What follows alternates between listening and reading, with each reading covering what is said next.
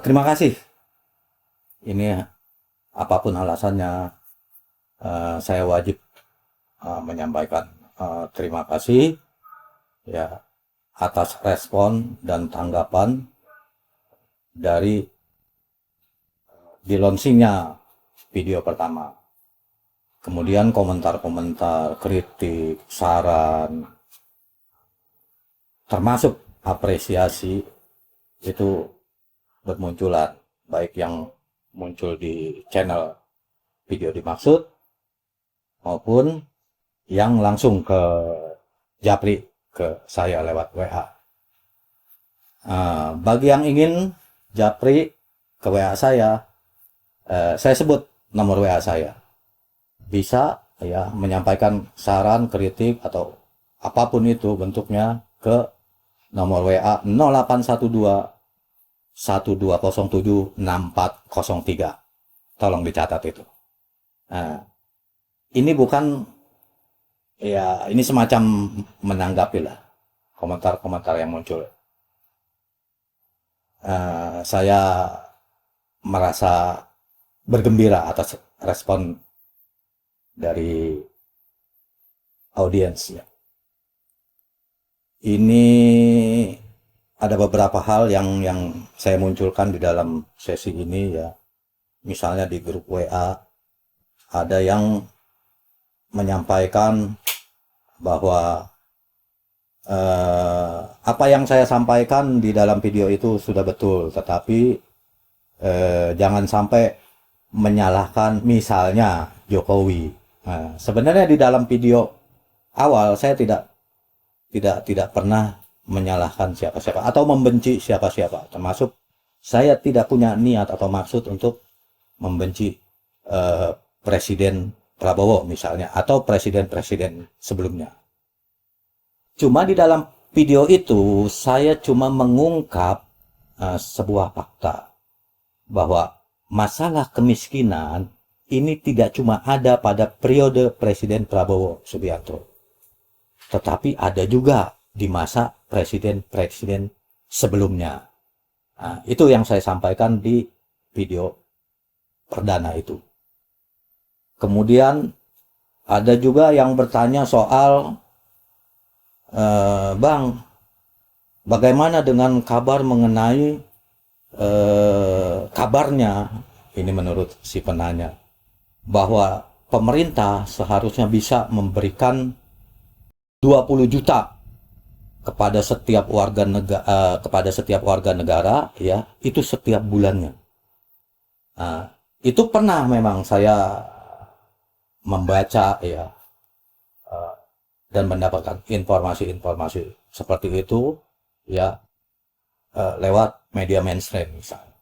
Nah, itu diawali dengan pernyataan Abraham Samad pada waktu itu ya sebagai mantan ketua KPK, dan beliau ini menyatakan itu di hadapan pejabat PPATK bahwa apabila ya pemerintah atau negara mampu mencegah korupsi di sektor pertambangan, cuma di satu sektor aja nih, di satu sektor ya, di pertambangan aja, belum di sektor-sektor lainnya. Apabila negara ya pemerintah mampu mencegah kebocoran di sektor pertambangan sekitar 50% aja, nggak usah sampai 100%, 50% aja.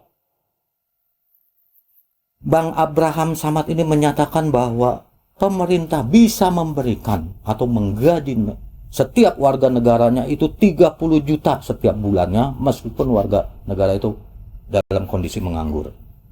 Nah, kemudian ya saat Profesor Mahfud MD itu menjadi pejabat di Kemenko Polhukam, beliau juga pernah menyitir ya pernyataan Bang Abraham Samad ini bahwa negara ya kalau mampu mencegah kebocoran 50% dari sektor pertambangan, maka negara bisa memberikan ya, ini agak berubah angkanya di sini.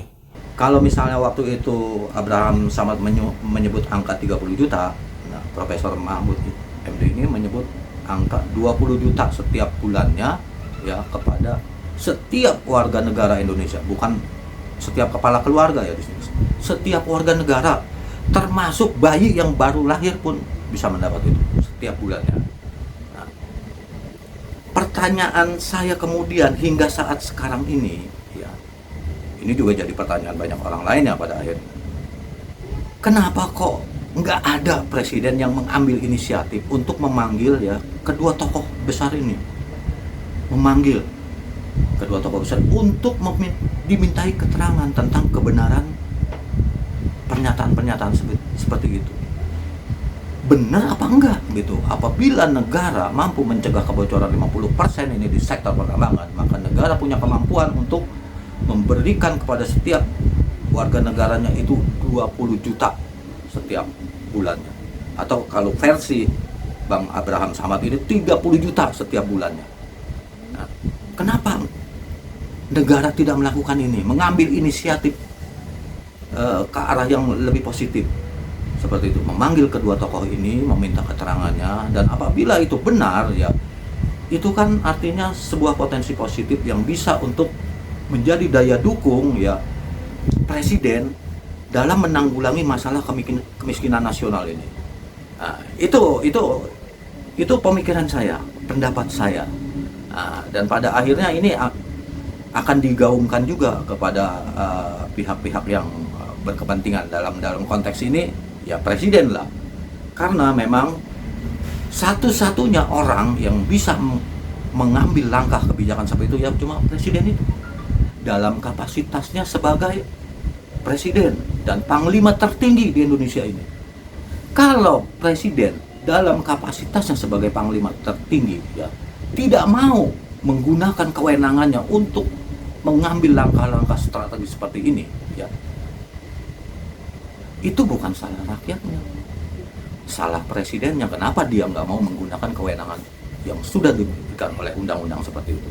Nah, itu menjadi catatan, dan kemudian ini menjadi jawaban saya atas pertanyaan-pertanyaan seperti itu yang muncul di channel yang sudah beredar, channel pertama yang sudah beredar. Kemudian ada juga pertanyaan yang agak ya menurut saya agak nyeleneh, tapi nggak apa-apa lah. Ada orang yang pernah mengenal saya di masa lalu, kemudian melihat ya channel video itu dan bertanya, "Bang, kenapa penampilannya sekarang berubah? Kok pakai tutup kepala? Udah jadi ulama ya?" Saya jawab, "Abang ini bukan jadi ulama sekarang, tapi ubaru." Bukan ulama, ubaru. Saya kasih tahu juga bahwa tutup kepala ini bukan keren-kerenan, tapi nutupin uban. Karena apa? Sutradara saya tuh anak muda, udah ribut terus, saya suruh semir rambut lah, segala macem lah, saya tolak. Tapi akhirnya saya disuruh pakai tutup kepala, ya nggak apa-apa. Pakai tutup kepala untuk sementara. Oke, nggak jadi masalah. Untuk periode berikutnya ada hal-hal memang yang berkaitan dengan sesi periode pertama, ya, video perdana ya, yang berkaitan dengan cara-cara mengatasi problem kemiskinan di Indonesia ini. Beberapa hal yang bisa saya sebut di sini adalah perlunya presiden ya membuat perpu mengenai rekonstruksi kebijakan politik dan ekonomi nasional. Kemudian pemerintah ya, negara atau dalam hal ini presiden harus berani mengambil keputusan ya untuk membuat semacam investasi negara, dan ini belum pernah ada di Indonesia. Ini belum pernah ada investasi negara. Lewat apa? Lewat cara ya membangun ekosistem ketahanan ekonomi rakyat. Mungkin tidak dalam periode yang ini, tapi yang akan datang saya mungkin akan masuk ke wilayah persoalan-persoalan itu yang lebih fundamental. Saya pikir itu dulu untuk sementara ini. Sampai ketemu di periode berikutnya. Terima kasih. Salam.